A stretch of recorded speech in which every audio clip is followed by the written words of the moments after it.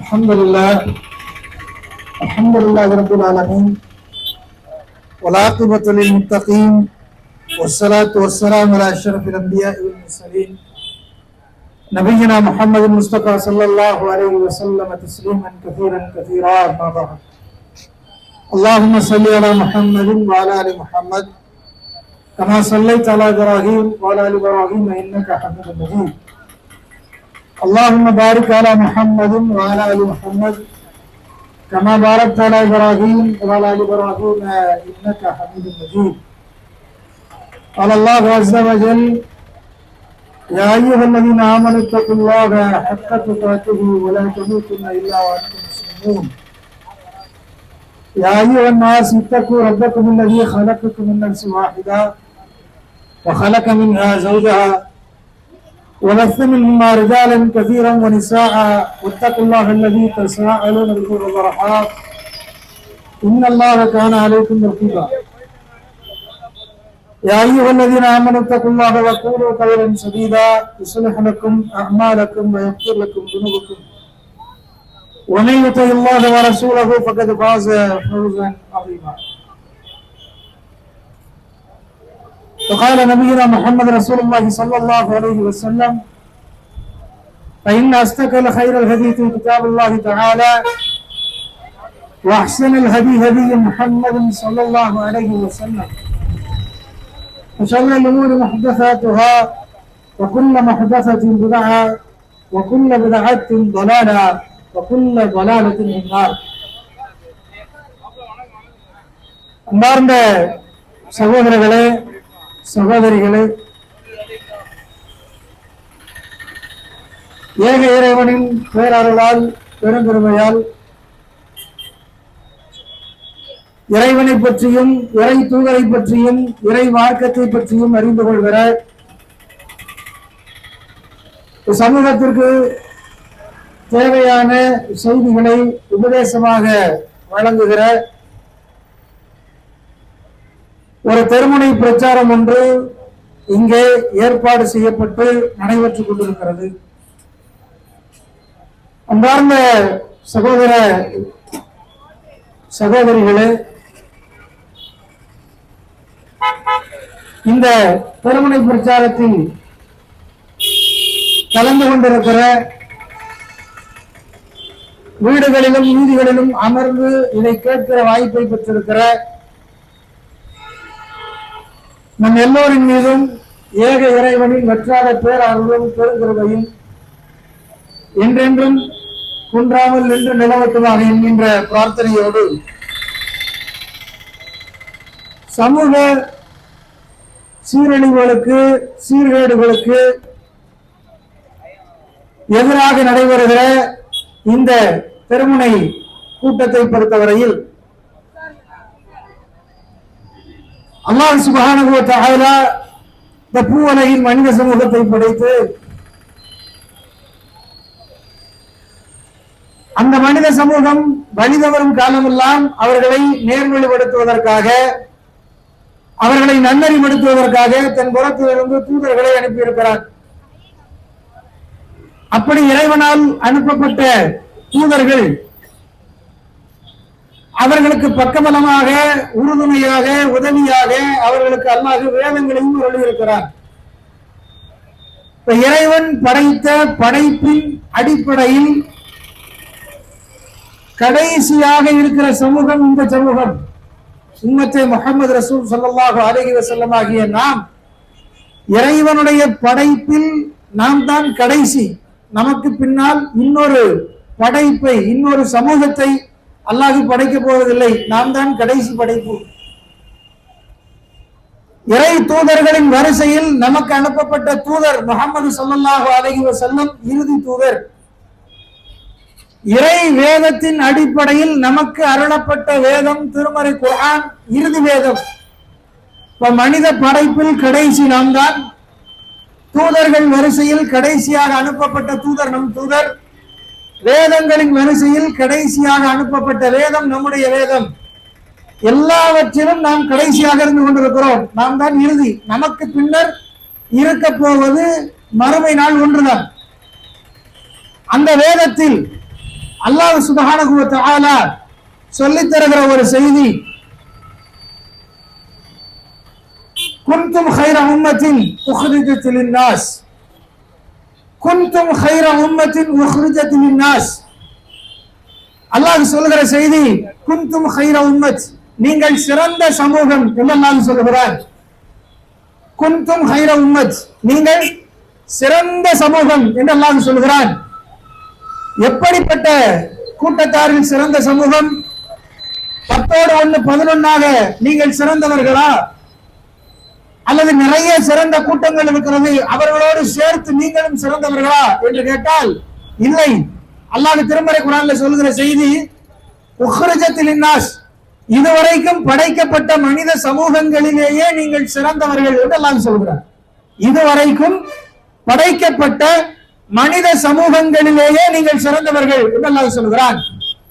நாம் எந்த முயற்சிகளிலும் ஈடுபடாமல் இறைவன் நமக்கு கொடுக்கிற சர்டிபிகேட், இறைவன் இந்த உம்மத்திற்கு கொடுக்கிற சான்றிதழ், நீங்கள் சிறந்த சமூகம் என்று சொல்லுகிறான். யோசித்து பார்க்க கடமைப்பட்டிருக்கிறோம். சிறந்த சமூகம் என்று சொல்லப்படுவதற்கு நாம் செய்த காரியங்கள் என்ன? நாம் செய்த காரியங்கள் என்ன? அல்லாஹ் அதையும் அதே வசனத்தில் விளக்கி தருகிறான். குன்தும் கைர உம்மத்தின் உக்ரிஜத் லின்னாஸ், இதுவரை படைக்கப்பட்ட மனித சமூகங்களிலேயே நீங்கள் சிறந்தவர்கள். அதற்கு காரணம் என்ன தெரியுமா? அல்லாஹ் ஒரு 3 செய்திகளை சொல்லித் தருகிறான், ஒரு 3 விஷயங்களை சொல்லித் தருகிறான். தஅமுரூன பில் மஅரூஃப் வ தன்ஹவுன அனில் முன்கர் வ து'மினூன பில்லாஹ். 3 விஷயங்கள். தஅமுரூன பில் மஅரூஃப், நீங்கள் மக்களுக்கு நன்மையை ஏவுகிறீர்கள். வ தன்ஹவுன அனில் முன்கர், தீமையை விட்டு நீங்கள் மக்களை தடுக்கிறீர்கள். வ து'மினூன பில்லாஹ், அல்லாஹ்வை நீங்கள் ஈமான் கொண்டிருக்கிறீர்கள். இந்த 3 காரியங்களை செய்வதால் நீங்கள் சிறந்த சமூகம் என்று அல்லாஹ் சொல்லித் தருகிறார். யோசித்து பார்க்க கடமைப்பட்டிருக்கிறோம்.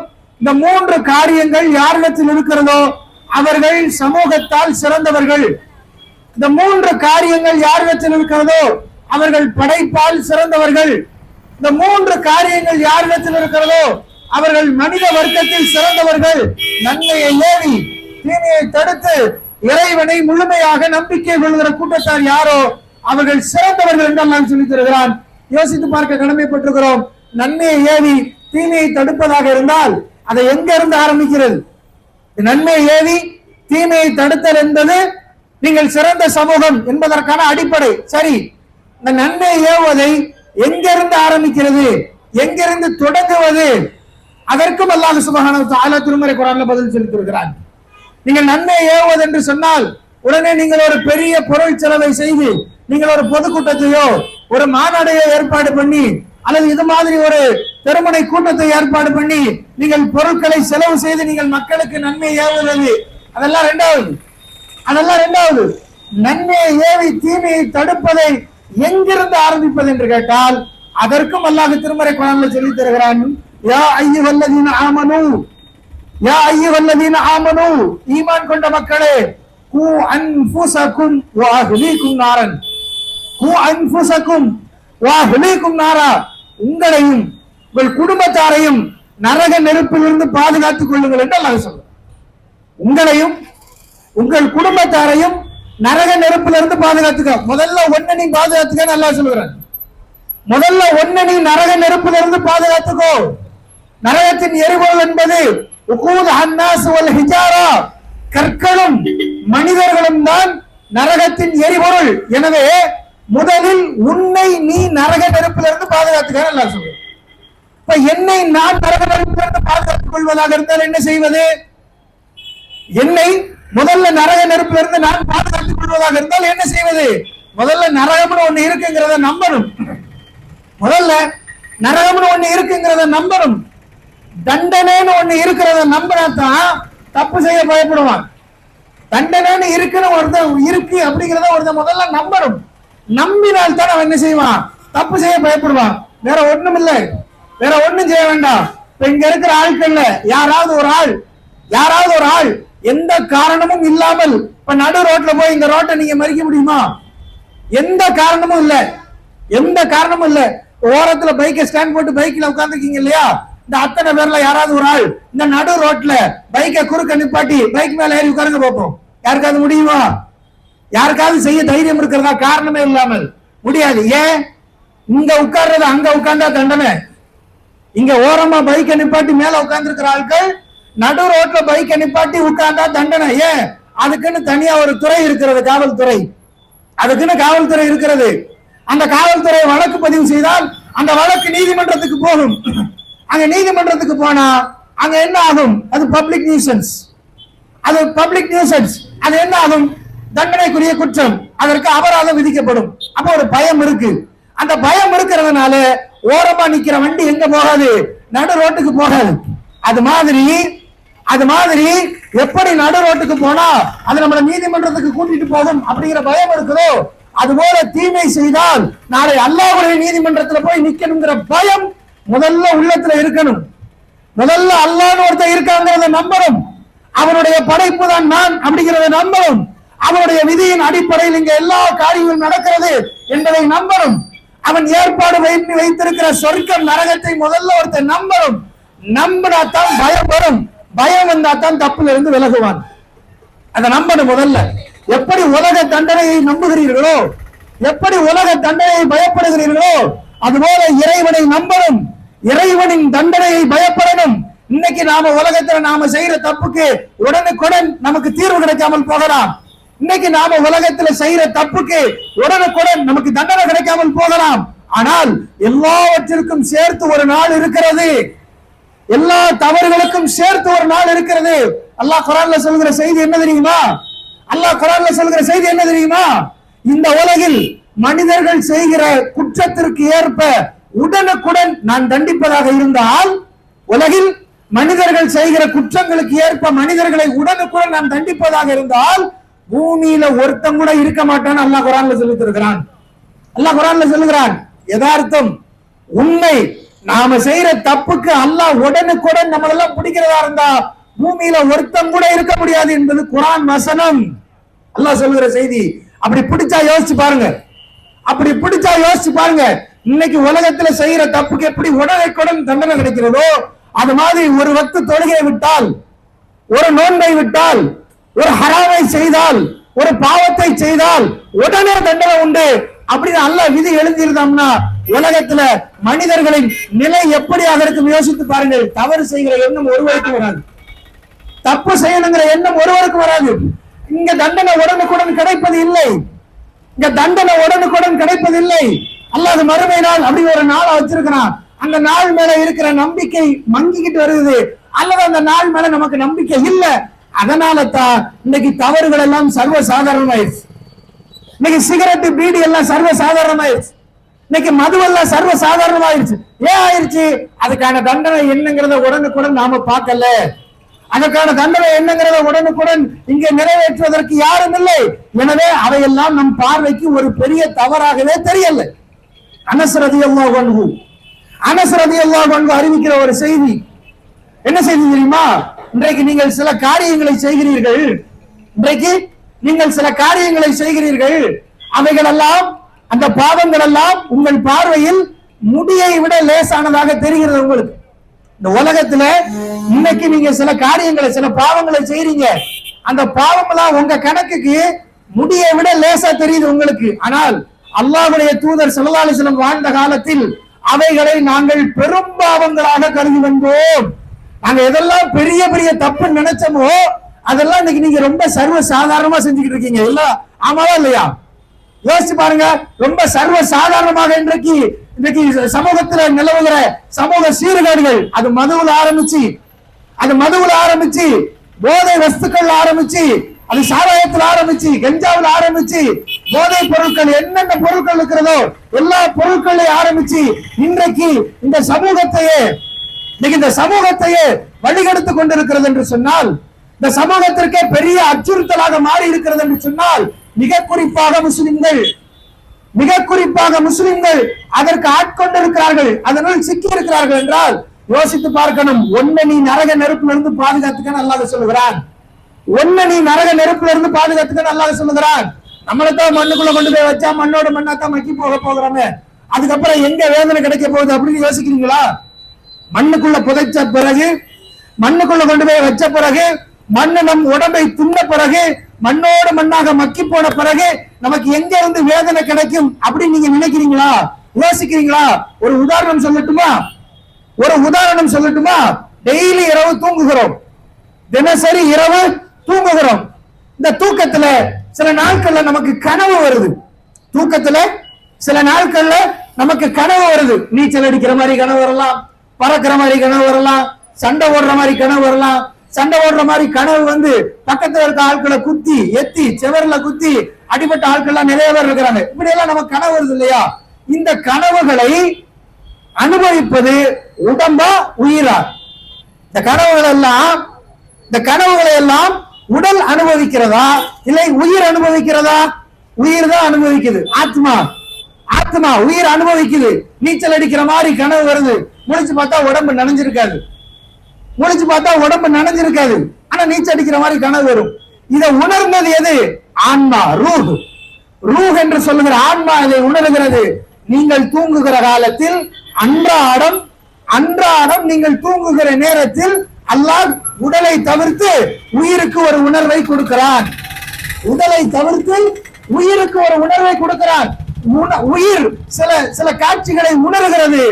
உயிரோடு வாழ்கிற காலத்திலேயே, உயிரோடு இருக்கிற காலத்திலேயே அல்லாஹ் உயிருக்கு ஒரு உணர்வை கொடுக்கிறான் என்றால், செத்து நீங்க மண்ணோடு மண்ணாக மக்கி போனதுக்கு பிறகு உங்க உயிருக்கு வேதனை கொடுக்கிறது ஒன்றும் பெரிய விஷயம் இல்லை. செத்து நீங்க மண்ணோடு மண்ணாக மக்கி போனாலும் வேதனை எதுக்கு கிடையாது? உடலுக்கு கிடையாது, உயிருக்குத்தான் வேதனை.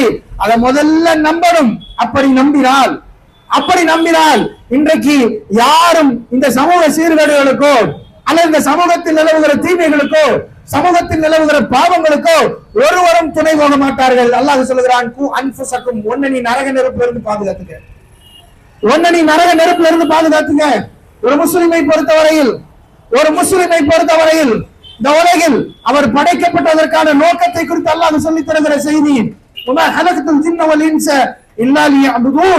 மனிதர்களையும் சரி ஜின்களையும் சரி படைத்ததற்கான முழுமுதற் நோக்கம் என்னை வணங்குவதற்காக தவிர வேற எதற்காகவும் இல்லை என்று அல்லாஹ் சொல்கிறான். மனித படைப்பின் அடிப்படை இறைவனை வணங்குவது. இறைவனை வணங்குவதில் எவ்வளவு காலம் உங்கள் நேரத்தை செலவு செய்தீர்கள் யோசித்து பாருங்கள். இறைவனை வணங்குவதில் எவ்வளவு காலம் உங்கள் இளமையை நீங்கள் செலவு செய்தீர்கள் யோசித்து பாருங்கள். இறை வணக்க வழிபாட்டில் எவ்வளவு தூரம் உங்கள் பொருளாதாரத்தை செலவு செய்தீர்கள் யோசித்து பாருங்கள். இறைவனை வணங்குகிற நேரத்தில் எவ்வளவு காலம் உங்கள் ஆயுளை, உங்கள் ஆயுசை, உங்கள் வயதை நீங்கள் செலவு செய்தீர்கள் யோசித்து பாருங்கள். இவை அனைத்திற்கும் கேள்வி கணக்கு உண்டு. இதை செய்யறோமோ இல்லையா இரண்டாவது விஷயம். நன்மையை செய்யுங்கன்னு அல்லாஹ் சொல்லுகிறான். நன்மையை செய்யாம இருக்கிறது ஒரு விஷயம். அதாவது ஓரளவுக்கு அல்லாஹ் கிட்ட ஏதாவது பாவ மன்னிப்பு கேட்டாவது அழுது புரண்டாவது அல்லாஹ் கிட்ட போய் ஏதாவது கெஞ்சுவதற்கு வாய்ப்பு இருக்கிறது. ஆனால் நன்மையை செய்யாமல் இருப்பதோட நாம என்ன செய்கிறோம்னா தீமையையும் சேர்த்து செய்கிறோம். நன்மையை செய்யாம இருக்கிறதல்ல, அதோட சேர்த்து தீமையை சேர்த்து. நாம சொல்லுவோம் இல்லையா, நீ உதவி செய்யலனாலும் பரவாயில்ல, ஒருத்தரம் செய்யாம இரு அப்படிங்கிறோம் இல்லையா. நீ உதவி செய்யலனாலும் பரவாயில்ல, இந்த காரியத்தை கெடுக்காம இரு, அதுவே நீ செய்யற பெரிய உதவி அப்படிங்கிறோம் இல்லையா. அது மாதிரி நீங்க தொழாம இருக்கிறது ஒரு பாவம்னா, தொழாமல் இருப்பதோடு சேர்த்து, இறைவனை நம்பாமல் இருப்பதோடு சேர்த்து, இறைவனுக்கு கட்டுப்படாமல் இருப்பதோடு சேர்த்து பாவங்களையும் சேர்த்து செய்கிறோமே, தீமைகளை சேர்த்து செய்கிறோமே, போதை வஸ்துக்களை பயன்படுத்துகிறோமே, அது ஏற்கனவே செய்கிற பாவத்தோடு கூடுதலாக இதுவும் சேர்ந்து கொள்கிறது என்றால் நம் நிலை நாளை மறுமையில் எப்படி இருக்கும் என்று ஒவ்வொருவரும் யோசித்து பாருங்கள். இந்த சமூகத்தை கெடுக்கிற காரியங்கள்ல முதல் நிலையில் இருப்பது போதை. இந்த சமூகத்தை கெடுக்கிற காரியங்கள்ல முதல் இடத்தில் இருப்பது போதை. நமக்கு தெரிஞ்சதெல்லாம் ஒரு 2-3 வகையான போதைகள் தான். போதை பொருட்கள் தான். பீடி, சிகரெட்டு, மது, அதுக்கு மேல கஞ்சா, அதுக்கு மேல மாத்திரை, ஊசி, இப்படி அதிகபட்சம் ஒரு 5, 6, 7, 8, 10 விஷயங்கள் தான் போதை விஷயங்களாக நமக்கு தெரிகிறது. ஆனால் நான் வாழ்கிற இந்திய நாட்டில்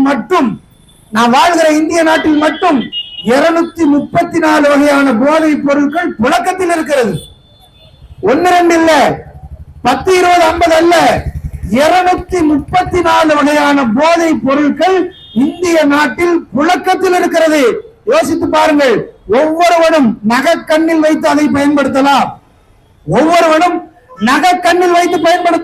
அதற்கு இளைஞர்கள் விதிவிலக்கு அல்ல, அதற்கு முதியவர்கள் விதிவிலக்கு அல்ல, அதற்கு பிள்ளைகள் விதிவிலக்கு அல்ல, அதற்கு பெண்கள் விதிவிலக்கு அல்ல.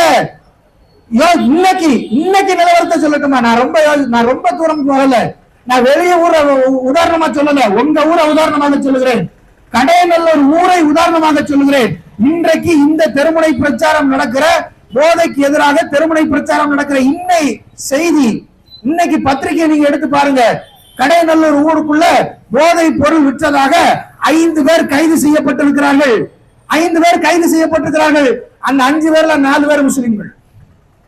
கடையநல்லூர் ஊருக்குள்ள இன்னைய பத்திரிகை செய்தி, போதை பொருள் விற்றதற்காக 4 பேர் முஸ்லிம்கள் கைது செய்யப்பட்டிருக்கிறார்கள். ஹபீபின்னு ஒரு படம் எடுத்த உடனே கடையநல்லூர் பெருமையை பாதுகாத்துட்டான்பா, கடையநல்லூர் பெருமையை மேல தூக்கிட்டாம்னு பெரிய அந்த படத்தை கொண்டாடி, அந்த படத்துக்கு பல இஸ்லாமியர்கள் அந்த படத்துக்கு வக்காலத்து வேற. முஸ்லிம்களின் வாழ்வியலை பார்க்கணுமா, இந்த படத்தை போய் பாருங்க. எங்க ஊரு படம், எங்க ஊரு டைரக்டர், எங்க ஊரு தெருவில் எடுத்ததுன்னு அந்த படத்துக்கு, அந்த சினிமாவுக்கு எவ்வளவு வக்காலத்து வாங்கினீர்கள்? அதே கடையநல்லூரை சார்ந்த 4 முஸ்லிம்கள் கைது செய்யப்பட்டிருக்கிறார்கள். போதைப் பொருள் விற்றதற்காக. என்ன செய்ய போகிறீர்கள்? எங்கிருந்து தடுக்க போகிறீர்கள்? யாரை வைத்து தடுக்க போகிறீர்கள்? யார் மூலமாக இது செய்யப்படுகிறது? இது உங்கள் வீட்டிற்குள் இருக்கிறதா இல்லையா? உங்கள் நண்பர்களுக்கு மத்தியில் இருக்கிறதா இல்லையா? உங்கள் தெருவில் இருக்கிறதா இல்லையா? உங்கள் உறவுகளுக்குள் இருக்கிறதா இல்லையா? உங்களுக்கு தெரிந்தவர்கள் இருக்கிறார்களா இல்லையா? என்ன செய்ய போகிறீர்கள்?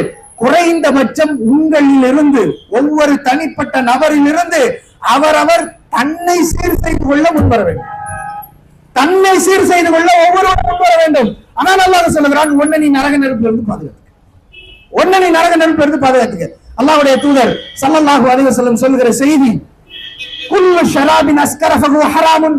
போதையை தருகிற ஒவ்வொரு பொருளும் ஹராம் தான்.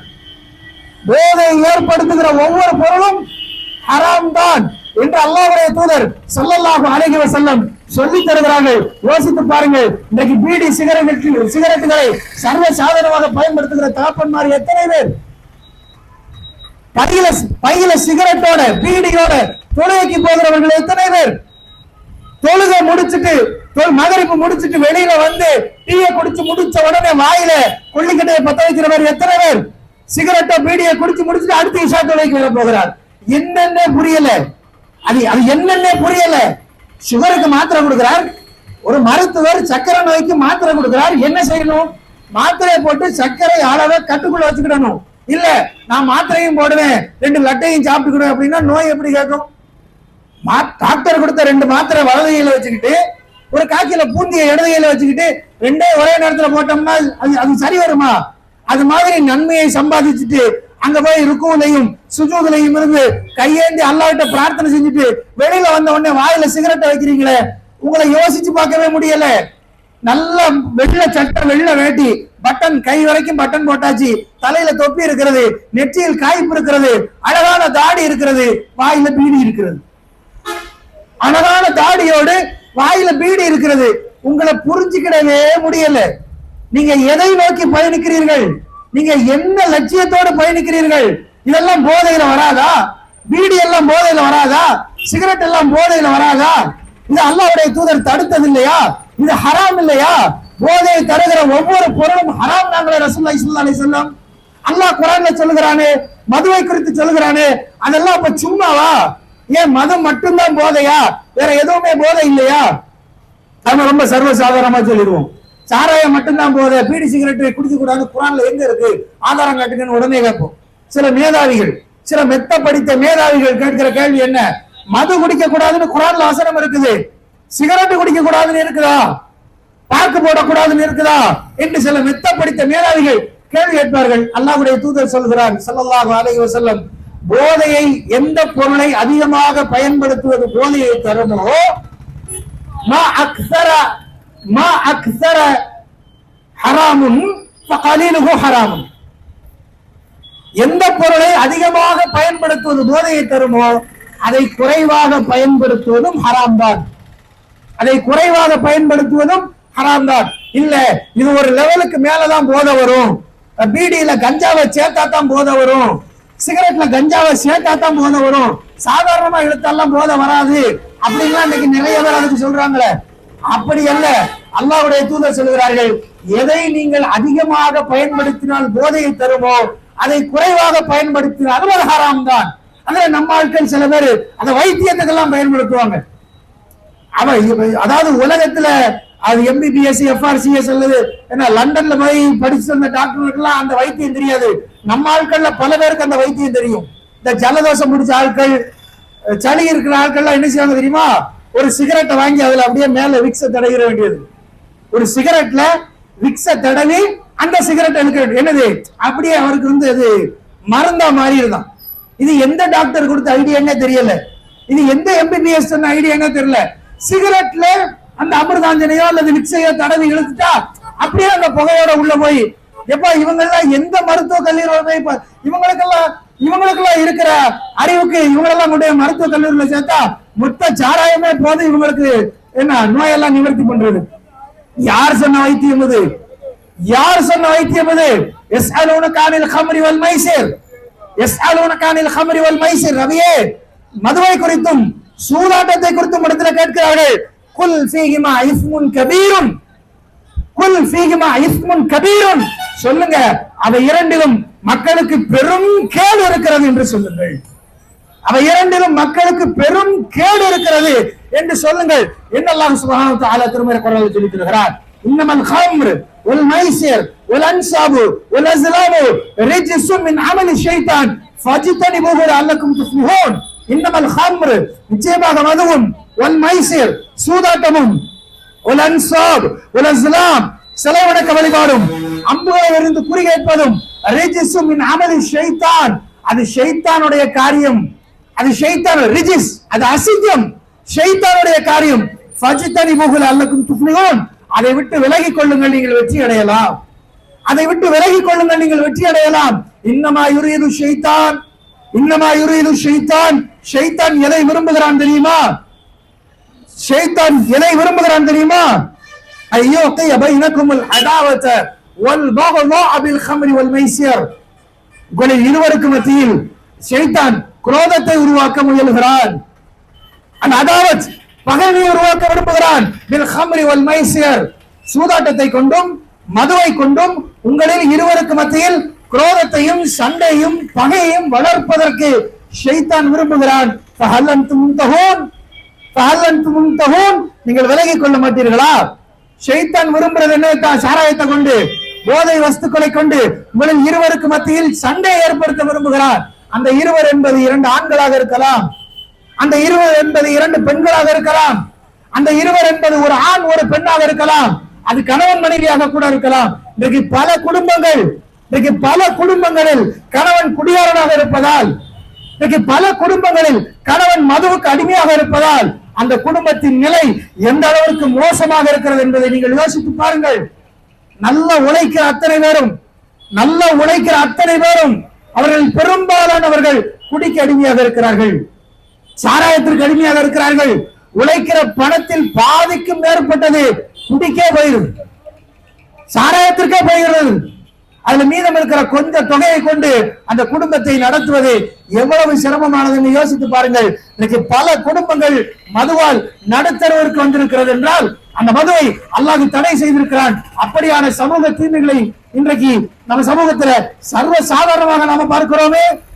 அல்லாஹ்வுடைய தூதர் சொன்னார்கள் ஸல்லல்லாஹு அலைஹி வஸல்லம், அல்லாஹ் மதுவையும் அதை யார் தயார் செய்கிறானோ அவனையும், அது யாருக்காக தயாரிக்கப்படுகிறதோ, அதை யார் வாங்குகிறானோ, அதை எவன் விற்கிறானோ, அதை எவன் சுமக்கிறானோ, அது எவனுக்காக சுமந்து செல்லப்படுகிறதோ, அதனுடைய பொருளை, அதை விற்ற காசை எவன் உண்ணுகிறானோ, இவர்கள் அத்தனை பேரையும் அல்லாஹ் சபிக்கிறான். ரசூலுல்லாஹி ஸல்லல்லாஹு அலைஹி வஸல்லம். சாதாரண விஷயம் அல்ல. அல்லாஹ் இவர்கள் அத்தனை பேரையும் சபிக்கிறான். யோசியுங்கள். அதாவது இஸ்லாமை பொறுத்தவரையில, இஸ்லாமிய சட்டங்களை பொறுத்தவரையில, இஸ்லாமிய நடைமுறைகளை பொறுத்தவரையில, ஒரு முஸ்லிமை பொறுத்தவரையில் அவன் தான் உண்டு, தன் வேலை உண்டு, தன் பொருளாதாரம் உண்டு என்று மட்டும் இருப்பதற்கு மார்க்க எங்கேயுமே அவன் என்ன செய்யல, வழிவகுக்கல. நான் இருக்கேன், நான் உழைச்சேன், நான் நல்லா இருக்கேன், என் குடும்பம், என் புள்ள, என் பொருளாதாரம், என் வீடு, இப்படி இருப்பதற்கு, ஒரு சுயநல வாழ்க்கையை வாழ்வதற்கு இஸ்லாம் எங்கேயுமே மனிதர்களுக்கு கட்டளை இடல. எங்கேயுமே மனிதர்களுக்கு கட்டளை இடல. நாம் செய்கிற ஒரு அமல், தொழுகை யாருக்காக தொழுகிறோம்? நமக்காக தொழுகிறோம். நமக்காக தொழுகிறோம். நாம நாளைக்கு மறுமையில தொழுகைங்கிற வாசல் வழியாக சொர்க்கம் போகணும் அப்படிங்கிறதுக்காக தொழுகிறோம். மறுமையில் கேட்கப்படுகிற முதல் கேள்வியே தொழுகைதான் என்பதற்காக தொழுகிறோம். ஆனால் அந்த தொழுகையை நீங்கள் தனியாக தொழுவதை விட ஜமாத்தோடு சேர்ந்து தொழுதால் உங்களுக்கு 27 மடங்கு நன்மை இருக்கிறது என்று அல்லாஹ்வுடைய தூதர் சொல்கிறார்கள். அப்ப தொழுகையில நீங்க தனியா தொழுகிறதை விட ஜமாத்தாக சேர்த்து தொழுங்க. ஜமாத்தாக சேர்த்து தொழு. இஸ்லாமுடைய அடிப்படை காரியங்களாக நாம பிள்ளைகளுக்கு சொல்லிக் கொடுக்கிறது. நமக்கு சொல்லி தந்தது எத்தனை? 5. இஸ்லாம் 5 தூண்களின் மீது நிறுவப்பட்டிருக்கிறது என்று நமக்கு சொல்லி தரப்பட்டிருக்கிறது. நாம நம்ம பிள்ளைகளுக்கு சொல்லிக் கொடுக்கிறோம். என்னது? முதல்ல கலிமா ஷஹது அல்லா இலாஹ இல்லல்லாஹ் வ ஷஹது அன்ன முஹம்மதன் அப்துஹு வ ரசூலுஹு. இந்த கலிமாவை சொன்னா தான் ஒருத்தன் முஸ்லீம் ஆக முடியும். முதல்ல கலிமா. இது தனிப்பட்ட முறையில் ஒருத்தன் சொல்றது. அப்புறம் பாருங்களேன், தொழுகையை பொறுத்தவரையில நீங்க தனியா தொழுகிறத விட சேர்ந்து தொழுதால் நன்மை அதிகம். அப்புறம் நோன்புடைய காலகட்டங்கள்ல, இஃப்தார் நேரங்கள்ல எல்லோரும் பள்ளிவாசல்ல ஒன்று கூடி இஃப்தார் செய்கிறோம், ஒன்று கூடல். அடுத்ததாக ஜக்காத்தை பொறுத்தவரையில ஒவ்வொரு தனி மனிதனும் தன் வியர்வை சிந்தி சம்பாதிச்சத, தன் ரத்தம் சிந்தி சம்பாதிச்ச பொருளாதாரத்தை அவன் எடுத்து இன்னொருத்தனுக்கு கொடுக்கிறான். சமூக கட்டமைப்பு. 5வது ஹஜ்ஜி. ஒட்டுமொத்தமாக உலகில் இருக்கிற அத்தனை பேரும் ஒரே மாதத்தில், ஒரே நேரத்தில், ஒரே நாளில், ஓரிடத்தில் ஒன்று கூடி நிறைவேற்றுகிற ஒரு காரியம் ஹஜ்ஜி. கலிமாவை தவிர்த்தால் இஸ்லாத்தின் அடிப்படை கடமைகளான மிச்ச 4 கடமையும் நீங்கள் ஜமாத்தாக சேர்ந்துதான் நிறைவேற்ற வேண்டும். உங்களின் அடிப்படை தொழுகை அமலையே அல்லாஹ் ஒரு சமூக கட்டமைப்பாகத்தான் வைத்திருக்கிறான். அதனால் தான் இந்த சமூகத்திற்கு கேடு தருகிற எந்த காரியத்தையும் செய்வதல்ல அதன் பொருளாதாரத்தை கூட ஈட்டக்கூடாதுன்னு இஸ்லாம் தடை சொல்வது. அல்ல, பொருளாதாரத்தை கூட ஈட்டக்கூடாது. மது குடிக்காதன்னு இஸ்லாம் சொல்லல, குடிக்காதன்னு மட்டும் இஸ்லாம் சொல்லல. மதுவை எவன் தயாரிக்கிறானோ, மதுவை எவன் சுமந்துகிட்டு போறானோ, மதுவை வித்த காசை எவன் வாங்கி திங்கிறானோ, நல்லா யோசிச்சு பாருங்க. குடிக்காதன்னு மட்டும் இஸ்லாம் சொல்லல, மதுவை விற்காதன்னு இஸ்லாம் சொல்லுது. மதுவை சுமந்துகிட்டு போகாத இஸ்லாம் சொல்லுது. ஏன்? அது பிறருக்கு தீங்கு தருவதால், அது பிற மக்களுக்கு தீங்கு தருவதால் அந்த பொருளாதாரம் ஹராம். அதே மாதிரிதான் வட்டிக்கு வாங்குபவன், வட்டி கொடுப்பவன், அதற்கு சாட்சி கையெழுத்து போடுபவன், அதை எழுதுபவன், இவர்கள் அத்தனை பேரும் பாவத்தில் சமமானவர்கள் அப்படிங்கிற ரசூலுல்லாஹி ஸல்லல்லாஹு அலைஹி வஸல்லம். வட்டி வாங்குறவன், வட்டி கொடுக்கிறவன், வட்டிக்கு சாட்சி கையெழுத்து போடுறவன், அதை எழுதுறான் பாருங்க, இவன் அத்தனை பேரும் பாவத்தில் சமமானவர்கள். ஏன்? வட்டி என்பது ஒரு சமூக கேடு. வட்டி என்பது பிறருடைய உயிரையே கொள்கிற அளவிற்கு, எடுக்கிற அளவிற்கு ஒரு பெரும் சமூக கேடு. எனவே அந்த தொழில் ஹராம்.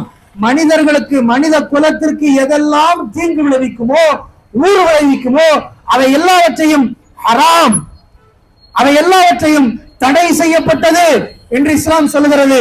அதனால் தான் மது மட்டுமல்ல, பீடி சிகரெட் விற்பது கூட ஹராம் தான்.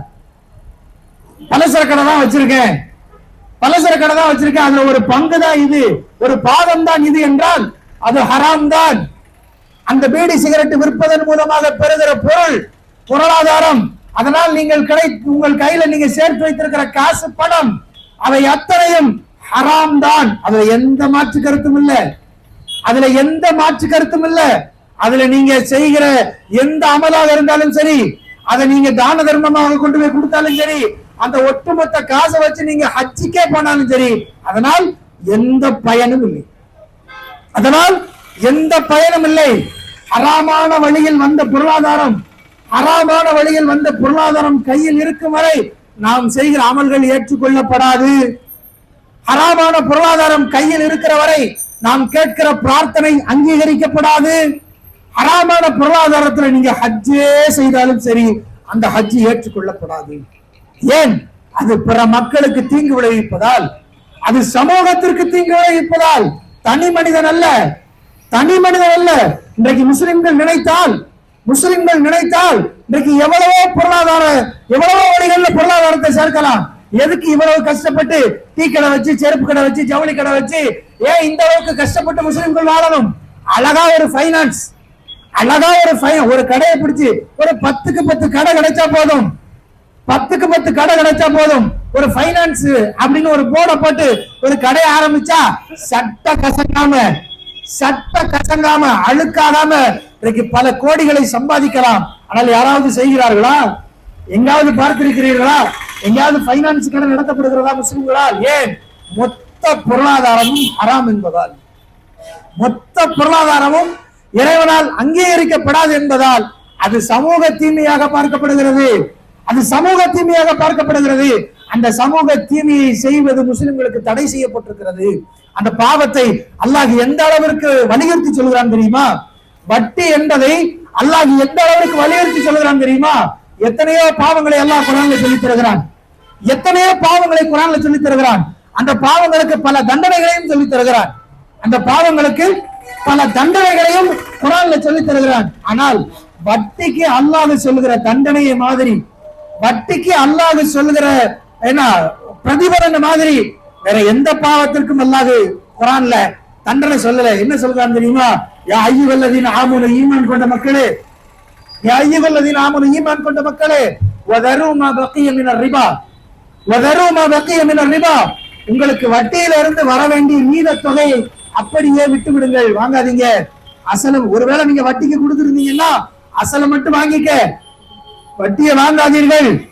வதரு மா பக்கிய மினர் ரிபா, வட்டியிலிருந்து உங்களுக்கு எஞ்சி வர வேண்டியதை அப்படியே விட்டு விடுங்கள். இன் குன்தும் துமினூன பில்லாஹி வல் யௌமில் ஆகிர், நீங்கள் அல்லாஹ்வையும் மறுமை நாளையும் ஈமான் கொள்கிற மக்களாக இருந்தால் அதை விட்டு விடுங்கள். வ இல்லம் தஃஅலு, ஒருவேளை நீங்கள் அப்படி செய்யவில்லை என்றால் ஃபஅதனு பிஹர்பின் மினல்லாஹி வ ரசூலிஹி, அல்லாஹ்வோடும் அல்லாஹ்வுடைய தூதரோடும் போர் செய்வதாக நீங்கள் அறிவித்து விடுங்கள். அல்லாஹ்வுடைய தூதரோடும் போர் செய்வதாக அறிவித்து விடுங்கள். வட்டிக்கு ஒருத்தன் கொடுத்து வாங்கினாம்னா அவனுக்கு கிடைக்கிற தண்டனை என்ன? அல்லாஹ்வோடு போர் செய்கிறான், அல்லாஹ்வுடைய தூதரோடு போர் செய்கிறானா? முடியுமா? அல்லாஹ்வோட சண்டை போட்டு ஜெயிக்க முடியுமா? அல்லாஹ்வுடைய தூதரோடு போர் செய்து ஜெயிக்க முடியுமா? யோசித்து பாருங்கள். அத்தகைய பெரும் காரியத்தை அல்லாஹ் வட்டிக்கு பகரமாக சொல்கிறான் என்றால் அது அவ்வளவு பெரிய சமூக கேடு. பிறரின் உழைப்பை, பிறரின் ரத்தத்தை, பிறரின் உயிரையே குடிக்கிற அளவிற்கு ஒரு பெரிய சமூக கேடு வட்டி. அதை இஸ்லாம் தடை செய்கிறது. அப்படியான சமூக கேடுகளில் இருந்து நாம் நம்மை பாதுகாத்துக் கொள்ள வேண்டும், நம் பொருளாதாரத்தை பாதுகாத்துக் கொள்ள வேண்டும்.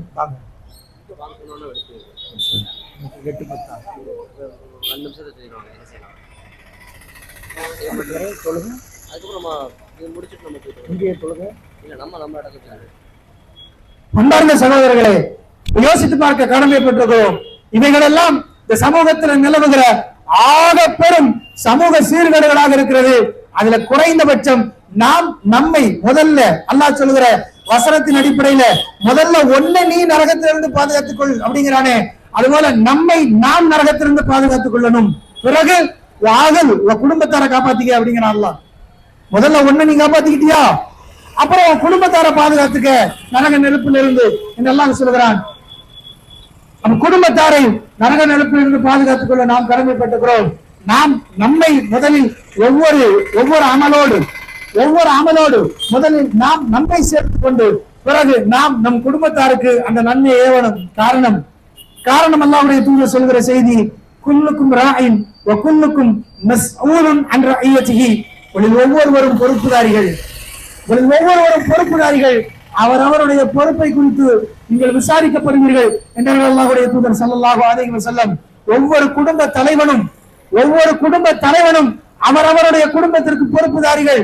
உங்களை நம்பி ஒப்படைக்கப்பட்டிருக்கிற உங்கள் பெற்றோர், உங்களை நம்பி ஒப்படைக்கப்பட்டிருக்கிற உங்கள் மனைவி, உங்களை நம்பி ஒப்படைக்கப்பட்டிருக்கிற உங்கள் பிள்ளைகள், உங்கள் உடன் பிறந்தவர்கள், அத்தனை பேருக்கும் நீங்கள் பொறுப்புதாரிகள். உங்கள் பொறுப்பை குறித்து நீங்கள் விசாரிக்கப்படுவீர்கள். நாங்க ரசூலுல்லாஹி ஸல்லல்லாஹு அலைஹி வஸல்லம். உன் குடும்பத்துக்கு நீ இஸ்லாம சொன்னியா? உன் தாய் தகப்பனுக்கு நீ இஸ்லாம சொன்னியா? உன் மனைவிக்கு நீ இஸ்லாம சொன்னியா? உன் பிள்ளைகளுக்கு நீ இஸ்லாம சொன்னியா என்று அல்லாஹ் நாளை மறுமை நாளில் கேள்வி கேட்பான். அந்த கேள்விக்கு பதில் சொல்லக்கூடியவர்களாக நாம் நம்மை தயாரித்துக் கொள்ள வேண்டும். நம்முடைய குடும்பத்தை குறித்து யோசித்து பாருங்கள். நம் குடும்பத்தை குறித்து யோசித்து பாருங்கள். நம் குடும்பத்திற்குள் ஒரு இஸ்லாமிய சூழல் நிலவுகிறதா? நம்ம குடும்பத்துக்குள்ள இஸ்லாமிய சூழல் நிலவுகிறதா? இப்ராஹிம் அலைஹிஸ்ஸலாத்து வஸலாம் செய்த பிரார்த்தனை, இப்ராஹிம் நபி அலைஹிஸ்ஸலாத்து வஸலாம் செஞ்ச பிரார்த்தனை திருமறை குர்ஆன் 25வது அத்தியாயம் சூரத்து ஃபுர்கான், அந்த 25வது அத்தியாயத்தினுடைய கடைசி வசனங்களை எடுத்து பாருங்கள். இப்ராஹிம் அலைஹிஸ்ஸலாத்து வஸலாம் செய்த பிரார்த்தனை, ரப்பனா ஹப் லனா மின் அஸ்வாஜினா வ ذُرِّيَّاتِنَا قُرَّةَ أَعْيُنٍ وَاجْعَلْنَا لِلْمُتَّقِينَ إِمَامًا. ரப்பனா இறைவா, ஹப் லனா மின் அஸ்வாஜினா வ ذُرِّيَّاتِنَا இறைவா, எங்கள் மனைவிகளிடமிருந்தும் எங்கள் மனைவிமார்களிடமிருந்தும் எங்கள் பிள்ளைகளிடமிருந்தும் எங்களுக்கு கண் குளிர்ச்சியை ஏற்படுத்தி கொடு அப்படின்னு அல்லாஹ் குர்ஆன்ல சொல்லி தருகிறார். பிரார்த்தனையாக இப்ராஹிம் அலைஹிஸ்ஸலாத்து வஸலாம் கேட்ட பிரார்த்தனையை அல்லாஹ் குர்ஆன்ல வசனமாக சொல்லி தருகிறார். என்ன செய்யணுமா? மனைவியிடமிருந்தும் பிள்ளைகளிடமிருந்தும் எங்களுக்கு கண் குளிர்ச்சியை ஏற்படுத்தி கொடு இறைவா. எப்ப கண் குளிர்ச்சி இருக்கும்? ஒரு மனைவிட்ட இருந்து ஒரு கணவனுக்கு எப்ப கண் குளிர்ச்சி கிடைக்கும்? பிள்ளைகள்ட்ட இருந்து ஒரு தகப்பனுக்கு எப்ப கண் குளிர்ச்சி கிடைக்கும்? அந்த பிள்ளைகள் இஸ்லாமிய பிள்ளைகளாக இருந்தால், அந்த மனைவி இஸ்லாமிய மனைவியாக இருந்தால், இஸ்லாம் சொல்லித் தருகிற சட்டத்திட்டங்களை அறிந்தவளாக இருந்தால், அல்லாஹ்வை தெரிந்தவளாக இருந்தால், அல்லாஹ்வை வணங்கக்கூடியவளாக இருந்தால், அந்த வணக்க வழிபாட்டின் பக்கம் தம் பிள்ளைகளை அழைக்கக்கூடியவளாக இருந்தால், தம் பிள்ளைகளை ஏவக்கூடியவளாக இருந்தால், அந்த பிள்ளைகளுக்கு வணக்க வழிபாட்டை சொல்லி அந்த பிள்ளைகளை செயலில், சிந்தனையில், உடையில், உணவில், கல்வியில், யோசனையில், நடவடிக்கையில் எல்லாவற்றிலும் இஸ்லாம் வெளிப்படக்கூடிய பிள்ளைகளாக அந்த பிள்ளைகளை அந்த மனைவி மாற்றினால் அந்த மனைவி கண்குளிர்ச்சி தரக்கூடியவள்.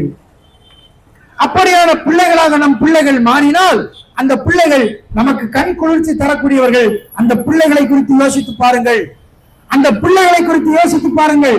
அந்த பிள்ளைகளை நல்ல வழிக்கு கொண்டு வர வேண்டும் என்றால் எப்படி கொண்டு வருவீர்கள்? அந்த பிள்ளைகளுக்கு நல்லதை ஏவுவதாக இருந்தால் எப்படி ஏவுவீர்கள்? நாம நல்லவனா இல்லாம, நம்மள்ட்ட ஒழுக்கம் இல்லாம, நாம நன்மையை செய்யாம நம்ம பிள்ளைகளுக்கு ஏவினா, நம்ம பிள்ளைகளுக்கு சொன்னா அல்லாஹ் குர்ஆன்ல கேட்கிற கேள்வி என்ன தெரியுமா? அல்லாஹ் குர்ஆன்ல சொல்கிற செய்தி என்ன தெரியுமா? லிம தக்கூலுன மா லா தஃஅலூன், லிம தக்கூலுன மா லா தஃஅலூன். நீங்கள் செய்யாத ஒரு காரியத்தை எதற்கு பிறருக்கு சொல்கிறீர்கள் அப்படின்னு அல்லாஹ் குர்ஆன்ல இருக்கு. நீங்க செய்யாத ஒரு காரியத்தை எதுக்கு பிறருக்கு சொல்கிறீர்கள்? இப்ப நம்மள்ட்ட யாராவது ஒரு ஆள் ஒரு தப்பை செஞ்சுக்கிட்டு இருக்கிறவர் யாராவது நம்மள்ட்ட சொன்னா நாம உடனே திரும்ப கேட்கிற கேள்வி என்ன? நீ யோக்கியமா அப்படின்னு கேட்கும். நீ என்ன பெரிய யோக்கியமான்னு கேட்கும். அல்லாஹ் குர்ஆன்ல என்ன சொல்றான் தெரியுமா? நீ ஒரு காரியத்தை செய்யலனா அதை பிறருக்கு சொல்லாத. நீ ஒரு காரியத்தை செய்யலனா அதை பிறருக்கு சொல்லாத.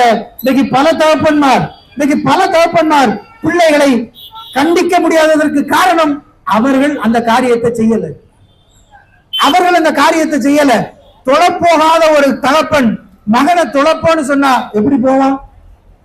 வீட்டுக்குள்ள படுத்துக்கிட்டு தொழப்போகாத ஒரு தகப்பன் பிள்ளைய தொழப்போன்னு சொன்னா அவன் கேட்பானா? பையில பீடிய வச்சுக்கிட்டு, பையில சிகரெட்டை வச்சுக்கிட்டு நீ உன் மகனுக்கு பீடி குடிக்காத, சிகரெட் குடிக்காதன்னு சொன்னா கேட்பானா? இதுல இன்னும் பல தகப்பன்மார் இருக்கான். எப்படி தெரியுமா? அவர்களுக்கெல்லாம் போதை உள்ள போனதுக்கு அப்புறம் தான் அவர்களுக்கு பல செல்ல ஞாபகத்துக்கு வரும். அவர்களுக்கு அப்பதான் அவன் வாழ்க்கையில பட்ட அடியெல்லாம் ஞாபகத்துக்கு வரும்.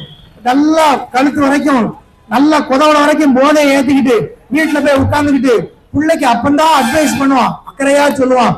பாப்பா தான் கெட்டு போயிட்டேன், நீ கெட்டு போயிடக்கூடாது. பாப்பா தான் சின்ன பிள்ளைல அப்படி இருந்துட்டேன், எனக்கெல்லாம் அப்ப சொல்றதுக்கு ஆள் இல்ல, இன்னைக்கு உனக்கு சொல்றதுக்கு நான் இருக்கேன், நீ அப்படி செய்யாத இப்படி செய்யாதுன்னு மொத்த போதையை ஏத்திக்கிட்டு மொத்த போதையை ஏத்திக்கிட்டு பிள்ளைகளுக்கு போய் அறிவுரை சொல்கிற எத்தனையோ தகப்பனை பார்க்கிறோம். நீங்க சொன்ன அறிவுரை அவன் கேட்பானா? இந்த நிலைமையில பிள்ளைகளுக்கு அறிவுரை சொல்லப்பட்டால் அவர்கள் கேட்பார்களா? உங்க பைக்குள்ள சிகரெட்டை நீங்க வச்சுக்கிட்டு, உங்க பைக்குள்ள லைட்டையும் தீப்பெட்டியும் நீங்க வச்சுக்கிட்டு உங்க பிள்ளைக்கு நீங்க சிகரெட் பிடிக்காதுன்னு சொன்னா கேட்பானா? நீங்க தொழாதவர்களாக இருந்து கொண்டு உங்கள் பிள்ளைகளுக்கு நீங்கள் தொழுகை ஏவலாமா? உங்களுக்கு நோன்புன்னா என்னன்னே தெரியாம, தான தர்மம்னா என்னன்னே தெரியாம, சலாம் சொல்றதுனா என்னன்னே தெரியாத, தொப்பியோ தாடியோ சுண்ணத்தோ இஸ்லாம் சொல்லுகிற சுண்ணத்தான காரியங்களையோ அன்றாட வாழ்க்கையில கடைபிடிக்காம நடைமுறைக்கு கொண்டு வராம நம்ம பிள்ளைகளுக்கு சொன்னா அவர்கள் கேட்பார்களா? யோசித்து பாருங்கள். அல்லாஹ்வுடைய தூதர் சொன்னார்கள், முர்ரு அவுலாதக்கும் அலா ஸலா வஹும் அலா ஸபாஸினீன். உங்கள் பிள்ளைகளுக்கு 7 வயதானால் தொழச் சொல்லி ஏவுங்கள். 7 வயதானால் உங்கள் பிள்ளைக்கு தொழுகை ஏவுங்கள். வம்ரிபூஹும் ஃபில் அஷர். 10 வயதானால் பிள்ளைகளை அடித்து தொழவை நாங்க ரசூலுல்லாஹி ஸல்லல்லாஹு அலைஹி வஸல்லம். 7 வயசுல பிள்ளைக்கு தொழுகை ஏவுங்கள். 10 வயதானால் அடித்து தொழவையுங்கள். 7க்கும் 10க்கும் 3 வருஷம் இடைவேளை இருக்குது. 7க்கும் 10க்கும் 3 வருஷம் இடைவேளை இருக்கிறது. ஏகதேசம் 1095 நாள். 1095 நாள். ஒரு நாளைக்கு 5 வக்து தொழுகன்னா 5000 தடவை உங்க பிள்ளைக்கு நீங்க சொல்லணும். 5000 தடவை உங்க பிள்ளைக்கு நீங்க சொல்லணும். நாம ரொம்ப சர்வ சாதாரணமா சொல்லி முடிச்சிடும். நான் சொன்னேன் அவன் கேட்க மாட்டாங்க அப்படின்னு. எத்தனை தடவை சொன்னீங்க? 50 தடவை சொல்லியிருப்பீங்களா? 100 தடவை சொல்லியிருப்பீங்களா? 5000 தடவை சொல்லணும் உங்க பிள்ளைகளுக்கு. துளப்போ சுபு தொழுதியா, லுகர் தொழுதியா, அசர் மகரிப் இஷா தொழுதியான்னு உங்கள் பிள்ளைகளிடத்திலே ஒரு நாளைக்கு 5 முறை கேட்க வேண்டும். அப்படியான பிள்ளைகளாக உங்கள் பிள்ளைகளை நீங்கள் வார்த்தெடுக்க வேண்டும், நீங்கள் வளர்த்தெடுக்க வேண்டும். சாதாரணம் அல்ல. நாம வாழ்கிற காலகட்டம் சாதாரண காலகட்டம் இல்ல. நாம வாழ்கிற நாடு சாதாரண நாடு அல்ல. நாம வாழ்கிற சூழல் சாதாரண சூழல் அல்ல. இப்ப நான் உங்கள்கிட்ட ஒரு கேள்வி கேட்கிறேன். இப்ப நாம வாழ்கிற இந்த சூழலை நீங்க பாக்குறீங்க தானே? நாம இப்ப வாழ்கிற இந்த சூழலை நீங்க பாக்குறீங்க தானே? நாம இப்ப வாழ்கிற இந்த உலகத்தை நீங்க பாக்குறீங்க தானே? இந்த உலகத்துல எப்படியான தீமைகள் எல்லாம் இருக்கிறது. உலகத்துல கல்விக்கூட ரீதியாக, கல்வி ரீதியாக, பொருளாதார ரீதியாக, போதை ரீதியாக, அல்லது ஒழுக்கக்கேடுகள் ரீதியாக, அரசியல் ரீதியாக இன்னைக்கு எவ்வளவு சீர்கெட்டு போய் இந்த உலகம் இருக்கிறது. உங்க காலத்தை யோசிங்க. 50 வருஷத்துக்கு முன்னால, 40, 30, 20 வருஷத்துக்கு முன்னால உங்க காலத்தை யோசிச்சு பாருங்க. இந்த காலத்தை யோசிங்க. உங்க காலத்தை விட இந்த காலத்துல தீமை அதிகம் தான், இல்லைன்னே சொல்லல. உங்க காலத்தை விட இந்த காலத்துல தீமை அதிகம் தான். இப்பவே இப்படி இருந்தா இன்னும் 20 வருஷம் போனா இந்த உலகத்தை யோசிச்சு பாருங்க. இன்னும் 20 வருஷம் போனா இந்த உலகத்துல எப்படியெல்லாம் இந்த தீமை உருமாறி இருக்கும் யோசித்து பாருங்கள். அப்படியான உலகத்தில் உங்கள் பிள்ளைகளை நீங்கள் விட்டு போகிறீர்கள். அப்படியான தீமைகள் சூழ்கிற, தீமைகள் நிறைந்து காணப்படுகிற ஒரு சூழல்ல உங்க பிள்ளைய நீங்க விட்டுட்டு போக போறீங்க அப்படின்னா அந்த பிள்ளைக்கு எது அவனை பாதுகாக்கும்? அவன் கல்வி பாதுகாக்குமா? படிச்ச அத்தனை பேர் யோக்கியமா இருக்கானா? படித்தவர்கள் அத்தனை பேரும் சரியான ஒழுக்கத்தோடு இருக்கிறார்களா? 2 நாளைக்கு முன்னால தமிழகத்தின் தலைநகர் சென்னையில ஒரு பேரணி நடத்தப்படுகிறது. என்ன பேரணி தெரியுமா? உழைப்பாளர்கள் பேரணி அல்ல, மகளிர் உரிமைக்கான பேரணி அல்ல, சமூக நல்லிணக்கத்திற்கான பேரணி அல்ல, தீமைகளை ஒழிப்பதற்கான பேரணி அல்ல, மதுவை ஒழிக்க வேண்டும் என்பதற்கான பேரணி அல்ல. இந்த மனித குலத்திற்கே எதிரியாக இருக்கிற, மனித குலத்தின் அடிப்படைக்கு மாற்றமாக இருக்கிறத, ஆண் பெண் கலப்பிற்கு இணைப்பிற்கு மாற்றமாக இருக்கிற ஒரு சமூகத்தையே அல்லாஹ் தலைகுப்புறம் மாற்றிய ஒரு மாபெரும் ஒழுக்க கேடு. ஆணும் சேர்ந்து கொள்ளலாம், பெண்ணும் சேர்ந்து கொள்ளலாம், ஒரு ஆண் தான் நினைத்த யாரோடும் சேர்ந்து கொள்ளலாம், ஒரு பெண் தான் நினைத்த யாரோடும் சேர்ந்து கொள்ளலாம் என்கின்ற ஓரின சேர்க்கைக்கு ஆதரவாக 2 நாளைக்கு முன்னால தமிழகத்தின் தலைநகரில் சென்னையில ஒரு பேரணியே நடத்தப்படுகிறது. செல்ல வாங்க பின்னால் சொல்லு.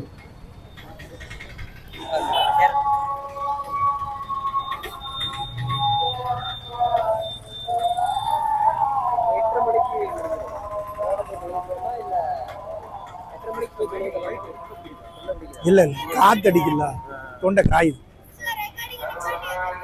சரி, இந்த பக்கம் தெரியும். பெண்ணும் தான் யா அய்யுஹன் நாஸ் இத்தகு ரப்பக்கும் அல்லதி خلقكم من نفس واحدة وخلق منها زوجها. மனிதர்களே, உங்கள் எல்லோரையும் ஒரே ஒரு ஆணிலிருந்து படைத்து அல்லாஹ்வை வணங்குங்கள். அந்த ஆணிலிருந்து தான் அவருக்கான துணையும் அல்லாஹ் படைத்தான். அந்த ஒரு ஜோடியிலிருந்து தான் உங்களை பல மக்களாக அல்லாஹ் இந்த உலகில் பல்கி பெருக செய்தான். இதுதான் அடிப்படை, மனித படைப்பின் அடிப்படை இதுதான். ஒரு ஆண் ஒரு பெண்ணிலிருந்து வந்தவர்கள் தான் அத்தனை பேரும். அதுதான் அப்படியே தொடர்கிறது. ஒரு ஆணுக்கும் பெண்ணுக்கும் தான் திருமணம் செய்து வைக்க முடியும். அதுதான் உலக நியதி, அதுதான் மனித படைப்பின் நியதி. ஆனால் இன்றைக்கு ஒரு ஒழுக்கக்கேடான மிருகங்கள் கூட செய்யாத ஒரு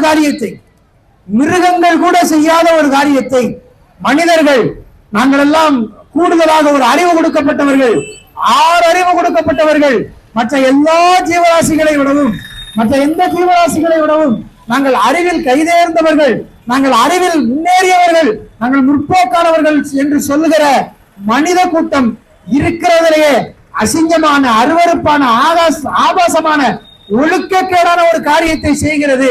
செய்வது மட்டுமல்ல, நாங்கள் அந்த ஒழுக்கக்கேடான காரியத்தை செய்யக்கூடியவர்கள் என்று ரொம்ப ரொம்ப தைரியமாக பட்ட பகல்ல நடு ரோட்ல பேரணி நடத்தி நான் ஓரின சேர்க்கையாளன் என்று ஒருவன் மக்களுக்கு மத்தியில தைரியமாக சொல்கிறான் என்றால் இந்த சமூகம் எந்த அளவிற்கு கேடு கெட்டதாக மாறி இருக்கிறது யோசித்து பாருங்கள்.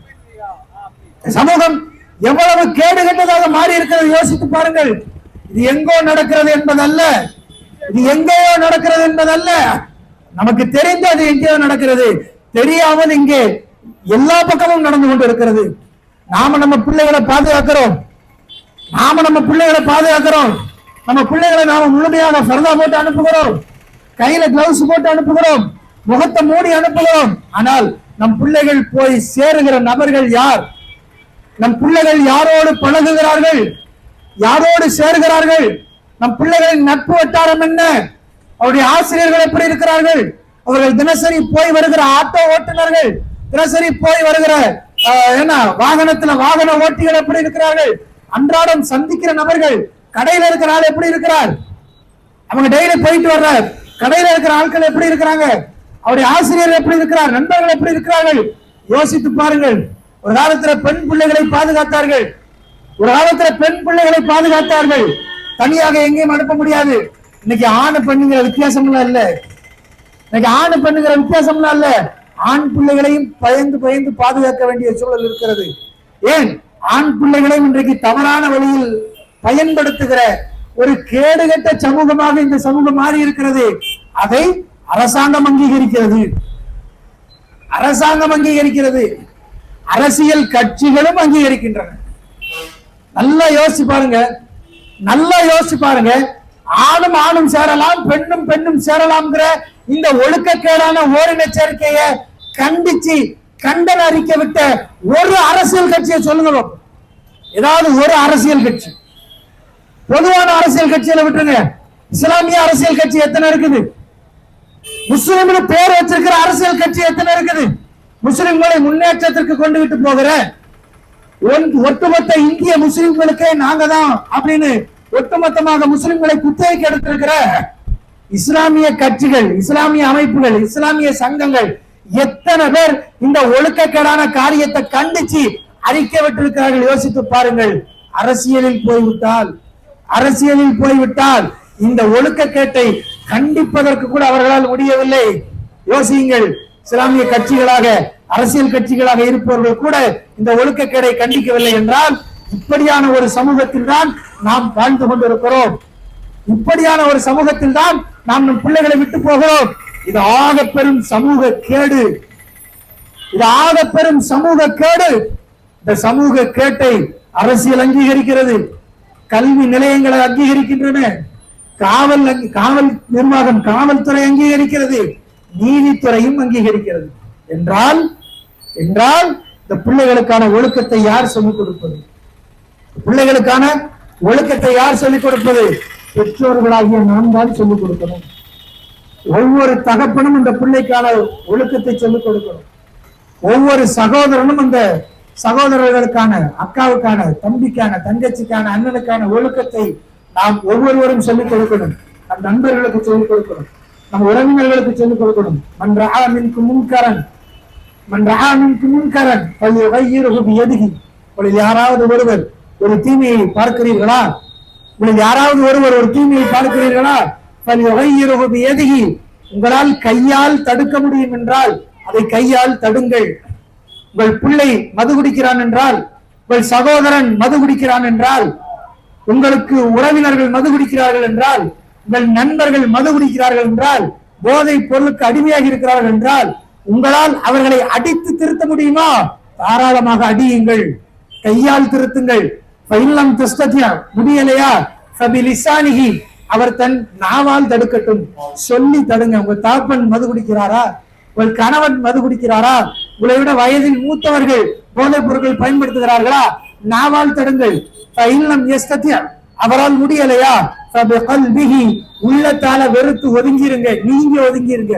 உங்கள் அளவில் நீங்கள் அந்த பாவத்தை செய்யாமல் ஒதுங்கி விடுங்கள் என்று அல்லாஹ்வுடைய தூதர் ஸல்லல்லாஹு அலைஹி வஸல்லம் சொல்லி தருகிறார்கள். இந்த சமூகத்திற்கு கேடு தருகிற காரியங்கள், அது போதைப் பொருட்களாக இருக்கலாம், அது சினிமாவாக இருக்கலாம், அது அரசியலாக இருக்கலாம், அல்லது அவை